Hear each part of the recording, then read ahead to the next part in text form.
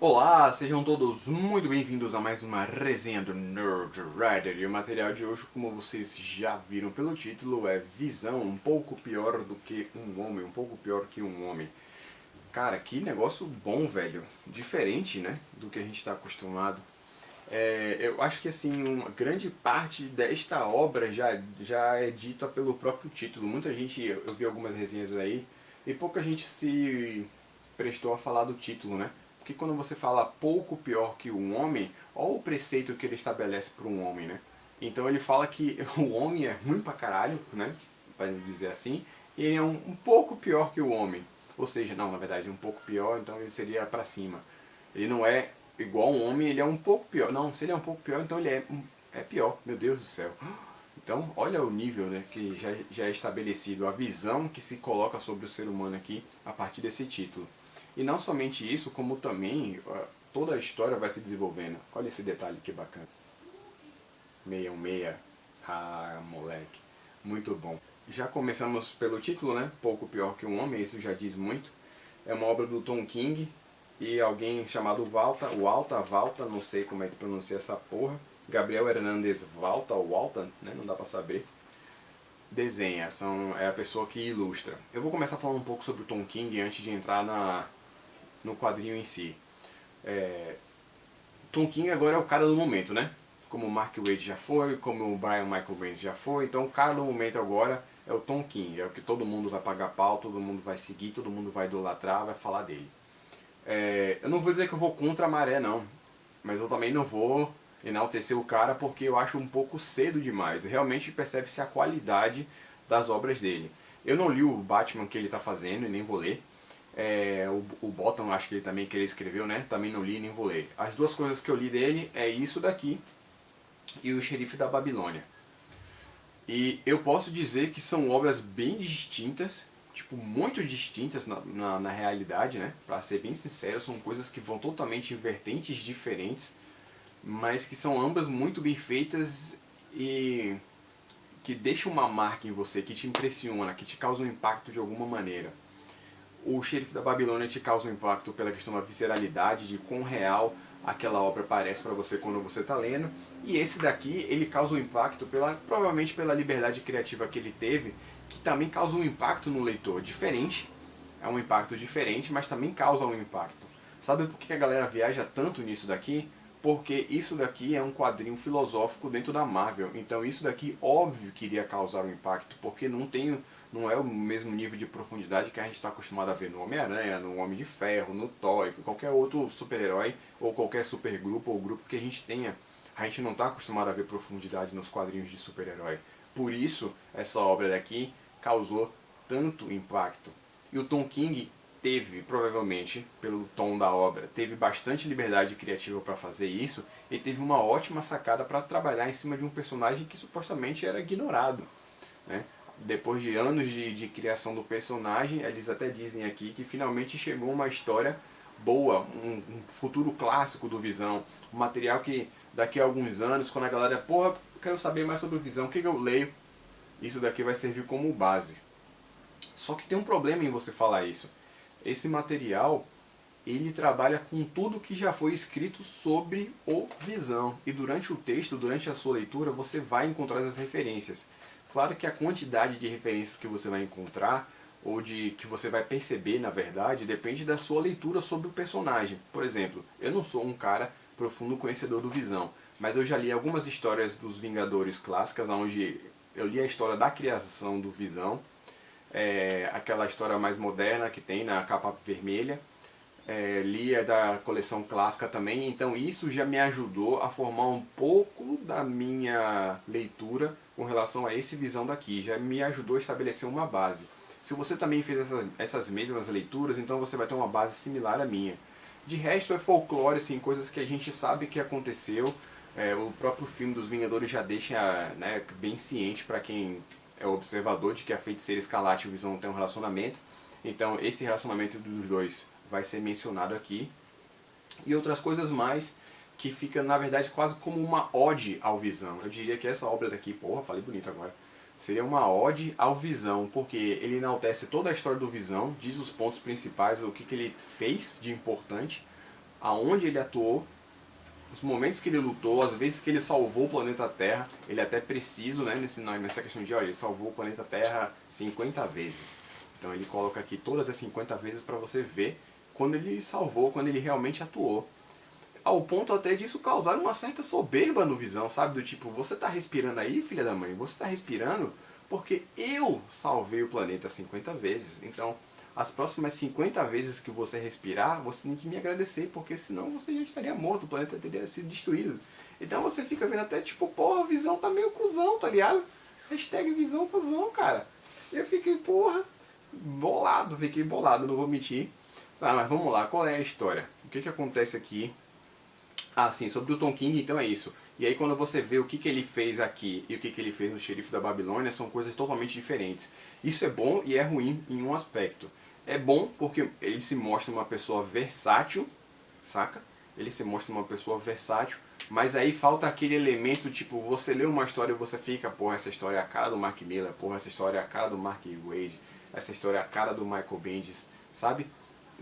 Eu acho que quando ele vai para direções seguintes, qual é a característica marcante dele? É ser uma pessoa versátil? É isso que vai ser a característica dele? Ou é um cara que sabe trabalhar com heróis, que sabe trabalhar com diálogos, sabe trabalhar com vivências, sabe trabalhar com backgrounds? Entende o que eu estou querendo dizer?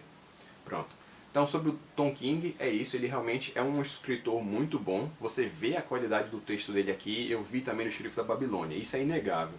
Mas idolatrar o cara eu acho um pouco cedo, um pouco precipitado. Realmente prestar atenção nos trabalhos dele daqui pra frente, eu irei prestar, porque ele realmente fez por merecer. Mas usar o cara eu já acho um pouco demais. Mas enfim, voltando agora aqui pra história em si. O Visão, ele cria uma família pra ele. Sabe, aquela história da criatura se tornou criador, meio que completando o ciclo. Ele foi criado, pra quem não sabe, o Visão foi criado pelo Ultron para ser uma arma, para derrotar os Vingadores, só que as coisas acabaram virando o contrário, né? A mesa virou, não é mesmo? E aí o Visão passou a se integrar aos Vingadores e passou a ser um herói.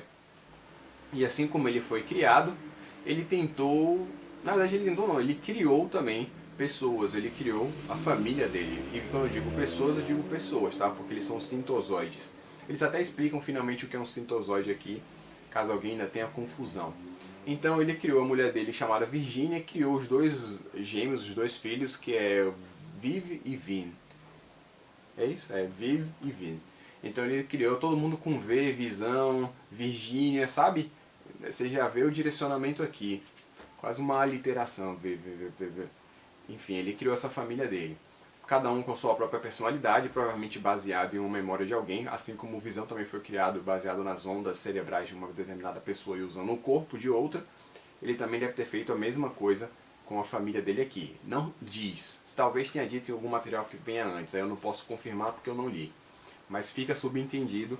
Até no final da história você meio que tem uma corroboração disso, então fica ainda mais subentendido, fica claro na verdade que ele, do mesmo jeito que ele fez isso nessa história aqui, ele deve ter feito antes com a família dele.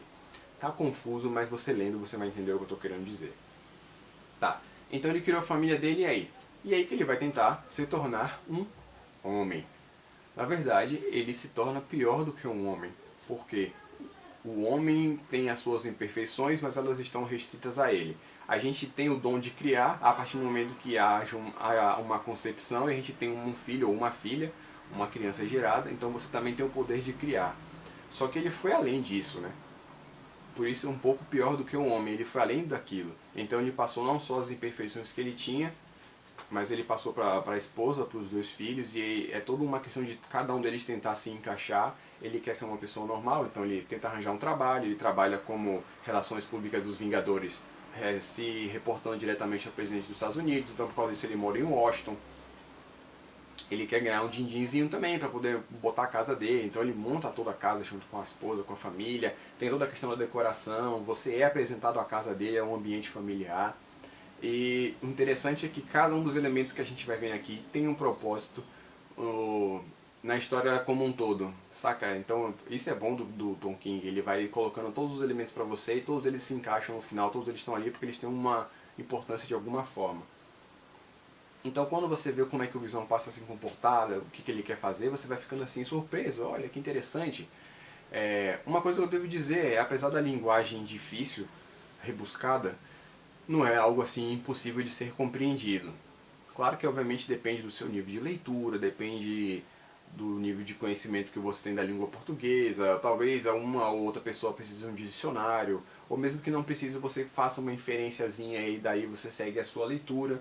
Até um pouco de matemática e física quântica também tem aqui, que por sinal é uma das melhores partes do quadrinho, que é quando ele coloca uma questão problemática aqui. Não vou entrar em detalhes para não dar spoiler, mas ele coloca ela de uma maneira que você fica, porra, nunca imaginaria que isso poderia ser aplicado nos quadrinhos, tá ligado? Então eu fiquei bem surpreso, fiquei bem bolado. E o melhor de tudo é que é uma leitura relativamente rápida. Isso você não prestando atenção muito nos detalhes. Se você for realmente prestar atenção em cada um dos detalhes, em cada um dos diálogos, talvez você demore um pouco mais para ler.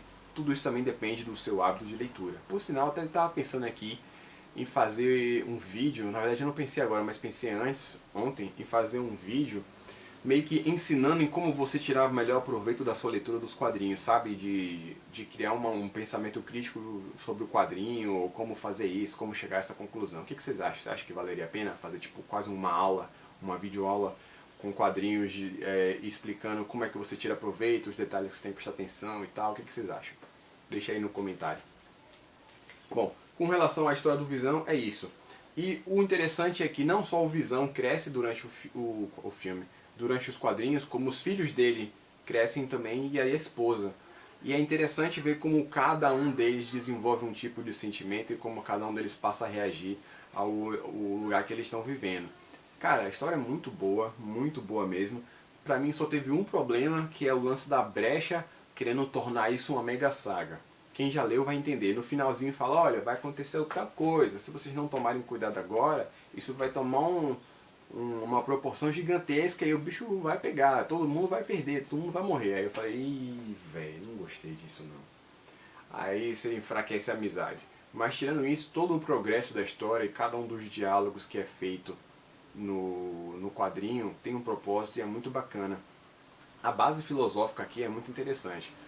O que define a gente como ser humano, o que nos difere entre os humanos, o que torna cada pessoa especial, diferente. Isso são só alguns pontos. O que justifica as nossas ações ou como nós podemos justificar as nossas ações. A soberba que os seres humanos têm graças à sua liberdade de escolha, né? E como é viver, como é ser um ser que supostamente não tem essa liberdade, já que ele foi feito de uma outra pessoa, né? Então ele tecnicamente não é humano, mas ele tem toda uma consciência de humano e aí fica nesse âmbito girando em torno disso, é muito bacana. E outros detalhes mais que agora eu não vou lembrar, mas por isso, como eu disse, esse quadrinho causou todo impacto, porque ele tem filosofia. Ele não te dá respostas, não espere respostas dele. Ele vai levantar a bola pra você e aí você corta ela ou não, certo? Ele só vai levantar e vai dizer pra você, olha, tem esse questionamento aqui, o que você acha? Dentro dessa história aqui, ele faz algum sentido? Dentro dessa história aqui você está mais para um lado, mais para o outro, qual o seu pensamento sobre isso? E assim ele vai indo durante todo o quadrinho até o final dele. Depois que você chega no final, que tem aquela questão de querer levar para outras proporções, você por um momento pode, como eu, ficar, mas isso não faz sentido. Aí eu refleti, não, realmente faz sentido. Os seres humanos, dadas as situações, eles podem ser levados a atos extremos. Então, de repente, o final aqui está meio que explicado nisso. Enfim, é um quadrinho bacana. Eu poderia fazer um vídeo de meia hora, mas vai ficar muito longo. Esse já está com 14, quase 15 minutos, então já está longo demais. Mas é algo que valeu a pena ler. Provavelmente daqui a um tempo eu vou ler de novo e eu recomendo que quem já leu, releia. E quem não leu, procure ler. Inclusive já recomendei para um amigo meu, vou recomendar para outro agora que eu lembrei, que ele gosta dessa parada de filosofia, então já falei pra ele, olha, é um quadrinho diferenciado, você que gosta de filosofia, você vai se empolgar aqui. Vai ser superficial? Vai, mas aí já abre o questionamento, já abre a discussão, beleza? Então é isso, ó, Visão um pouco pior do que um homem, recomendo muito a vocês, vocês vão gostar. Pode ir sem medo, pode ir sem medo, vocês vão gostar. Vai ser um quadrinho Marvel diferenciado. Sabe aquela história de quadrinho, é mais do mesmo, não espere nada demais. Esse aqui não. Não tô querendo encher a bola, botar o hype, não. Eu tô querendo dizer pra você o que acontece. Ele é um quadrinho diferenciado, isso é um fato. Um quadrinho da Marvel diferenciado, isso é um fato. Ele vai trazer questionamentos levantar pontos que os outros não fazem. Então por isso ele ficou tão importante. Se você vai gostar a partir disso ou não, aí já são outros 500, mas esses pontos que eu estou te falando são fatos. E é aquela história, contra fatos não há argumentos, tá certo? Então é isso, eu espero que vocês tenham gostado. Aquele um beijo, um queijo pra vocês e até a próxima resenha do Nerd Rider.